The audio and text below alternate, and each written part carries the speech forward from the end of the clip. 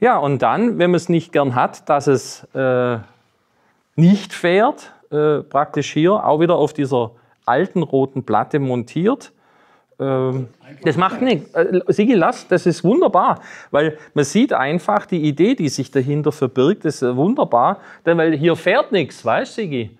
Ich kann es einfach hinstellen und ich habe vorne ein Licht und ich habe mein Rücklicht und ja, und ich kann gucken, wie muss ich es verkabeln, denn man sieht es ja hier haben wir 2 Anschlüsse oder grundsätzlich haben die Lampen ja 4 Anschlüsse und das kann schon mal für Verwirrung sorgen, wenn man das immer gewohnt ist, dass eine Lampe nur 2 Anschlüsse hat und hier habe ich 4.